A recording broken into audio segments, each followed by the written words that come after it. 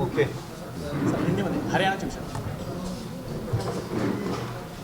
हरियाणा के जितने भी दलित संगठन है उनकी जो जानकारी है उस जानकारी के मुताबिक कांग्रेस पार्टी जानबूझकर हरियाणा स्टेट इलेक्शन हार चुकी है। उन्होंने जब ये कोशिश की कि कांग्रेस पार्टी कांग्रेस के दलित नेताओं की जलील क्यों कर रही थी, उनको इग्नोर क्यों कर रही थी, उनको तवज्जो क्यों नहीं दिया जा रहा था, तब उनके ध्यान में आया कि कांग्रेस पार्टी और बीजेपी इनका अंदरूनी समझौता हो चुका है।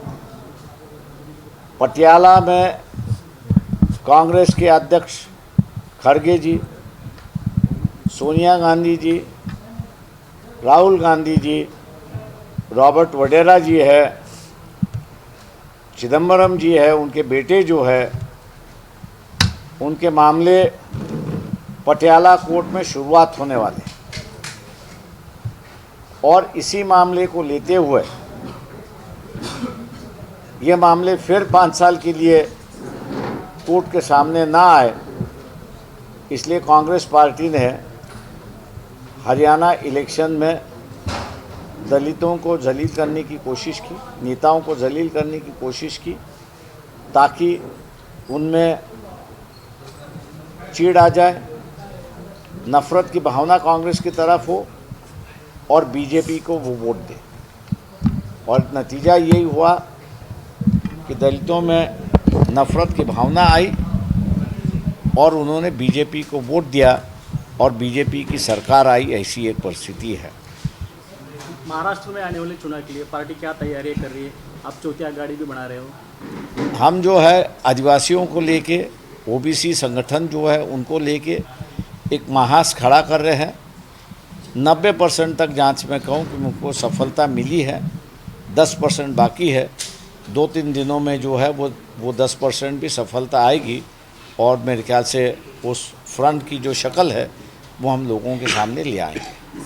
गठबंधन आपसे जुड़े हैं? आदिवासी संगठन जो है, एकलव्य संगठन आदिवासियों का है। भारत आदिवासी पार्टी है वो साथ में है। भेल समाज के संगठन जो है वो साथ में है। कोकणा समाज का संगठन है वो भी साथ में है। गोंडवाना पार्टी जो है वो भी साथ में है। उसके बाद में माना है, गोंड गोवारी है, हलबा है। ये सभी संगठन जो है वो इन आदिवासी संगठन के साथ में जुड़ चुके हैं और एक आदिवासी संगठन का एक रूप बन चुका है।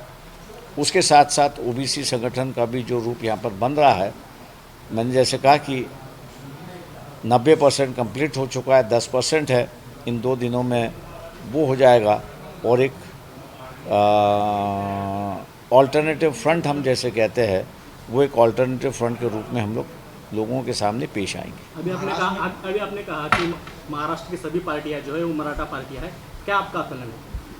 मेरा आकलन नहीं है, उनका रवैया ही वैसी है कि चाहे कांग्रेस हो, एनसीपी हो, उद्धव ठाकरे हो,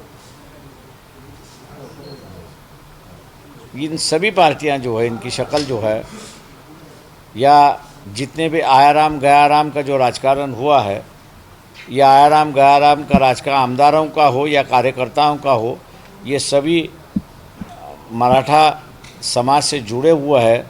एक मराठा समाज दूसरे मराठा समाज के पार्टी में जा रहा है तो मराठी में एक कहावत है, मराठा खानावळ। तो ये पार्टियां जो है वो मराठा खानावळ, ऐसा मैं कहता हूँ। कभी इसके थाली में खाते, कभी उसके थाली में खाते, और कुछ फ़र्क नहीं है। सिद्दीकी के मर्डर को कैसा? देखिए, मेरे ख्याल से जांच होनी चाहिए। ये बात सही है कि बाबा सिद्दीकी एक बिल्डर थे, रईस व्यक्ति थे, लेकिन जहाँ तक हम लोग की जानकारी है उनका किसी के साथ से पर्सनल झगड़ा दिखाई नहीं देता है। और फिर उनकी हत्या क्यों गई, ये सबसे बड़ी बात है। तीसरी बात यह है कि भैया जिन बिश्नोई संगठन ने जिम्मेदारी ली है कि भी हमने इनको मारा है या गोलियां चलाई है, भैया इनकी व्यक्तिगत दुश्मनी है क्या? अगर व्यक्तिगत दुश्मनी है तो बात समझ में आ रही है। अगर व्यक्तिगत दुश्मनी नहीं है तो बाबा सिद्दीकी को मारने की सुपारी किसने दी? ये सबसे बड़ी बात है। और हम लोग पुलिस से यही कह रहे हैं कि ये जो सुपारी देने वाला जो है इसको आप ढूंढ के निकालिए ताकि पता चले कि बाबा सिद्दीकी को गोलियां क्यों मारी। जिस गैंग का नाम आ रहा है उस गैंग का सरगना गुजरात जेल में बंद है और वो कहीं से ऑपरेट हो रहा है, ऐसा लगता है आपको? पुलिस भी कहीं ना कहीं फेल हुई। पुलिस पूरी तरह से फेल हुई ये मान के चलता हूँ मैं, और इसलिए हम लोग ये कह रहे हैं कि मुख्यमंत्री और होम मिनिस्ट्री जो है इन्होंने अपने पद का इस्तीफ़ा देना चाहिए, क्योंकि एक राजनीतिक दल का व्यक्ति जो है और आपके ही गठबंधन के व्यक्ति जो है आप उसको बचा नहीं पा रहे हो, तो ये इंटेलिजेंस फेलियर है मैं मान के चलता हूँ। जब एक जेल में बैठा हुआ व्यक्ति अगर आदेश देता है तो ये तो इंटेलिजेंस फेलियर है। Thank you. महाराष्ट्र में अभी मुस्लिम, दलित और वंचित जो घटक है उनको ख़त्म करने की कोशिश कर रहे हैं, तो आप कैसा देखते हैं इसकी तरफ? नहीं, देखिए हर अपनी राजनीति करते रहता है, हम लोग अपनी राजनीति करते रहेंगे। Thank you. कोण आहे ते व्यक्तीची आम्ही कधी चर्चा करत नाही, व्यक्तींचा विचार करत नाही। तिसऱ्या आघाडीसोबत काही बोलणं वगैरे होतंय का? आम्हीच एक आघाडी करतोय तर कुठं असतं तुम्ही तिसरी आघाडी आम्हाला करताय? आपण एमआयएम सोबत फारकत झाल्यानंतर महाराष्ट्रात एका मतदारसंघामध्ये मात्र तुम्ही त्यांना पाठिंबा दिला होता. ज्यांच्यासाठी हा पाठिंबा दिला होता त्यांचं पक्षात काय फार चांगलं चाललंय असं वाटत नाही. ज्यांच्या पक्षात जे जे आहे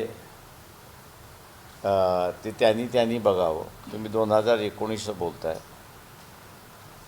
मान्य आहे की तुम्ही ज्यांचं नाव घेताय त्यांनी असणारा ही युती टिकावी म्हणून असणारा आतोनात प्रयत्न केले